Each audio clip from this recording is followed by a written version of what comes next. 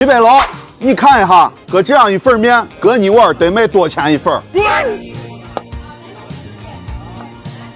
我干嘛？拍抖音呢。今儿个带大家吃个陕西八大怪裤带面，也叫边边面，绝对不踩坑。走。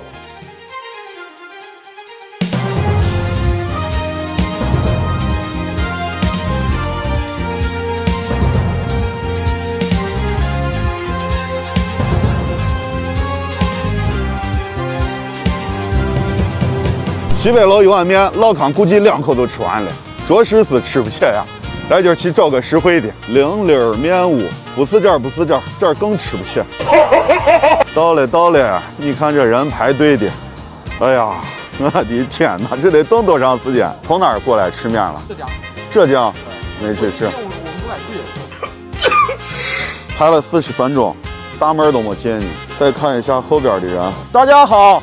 我是在西安做那个美食探店的，跟你们说一下，如果你们去回民街，去那边吃饭啊，去玩，不要去那个北院门跟西洋市，那2条街专门是针对游客的，东西不好，价钱还高。终于进来了，看里边的人，13，现在65吧，咱还是693，人确实多。看一下2楼，2楼也这么多人呀。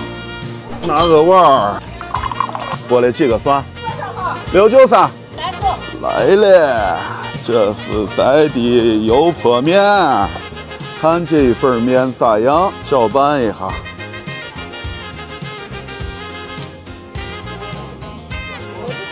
大家看一下，为了这份面，一共等了1个方头53分钟，不容易啊！西北楼，你看一下，搁这样一份面，搁你碗得卖多钱一份？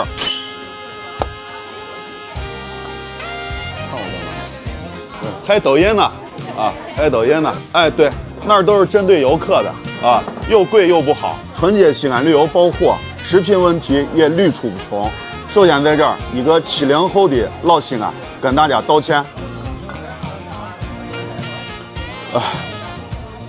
对不起所有来旅游踩坑的朋友，让大家受委屈了。作为一个美食博主，让大家有这样的体验，真的非常的惭愧。因为如果你吃了地道的西安小吃，觉得不合适、不对路，那没问题。但是真正当你面对这些碗底面，哎呀，把人真烦的。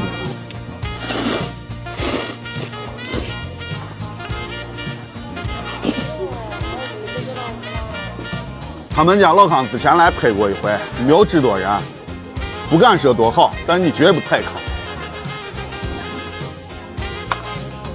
哎呀，搁了半个方头，把面汤都搁凉了。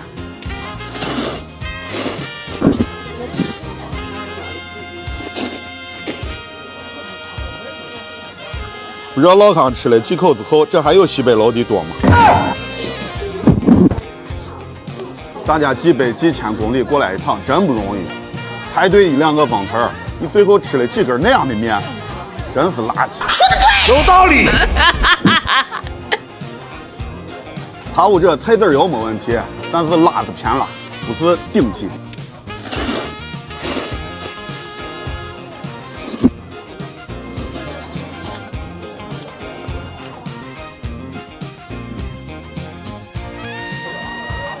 光盘行动，面对现状，老康也没有太大的办法，只能提醒来旅游的朋友尽量少在旅游景点吃饭。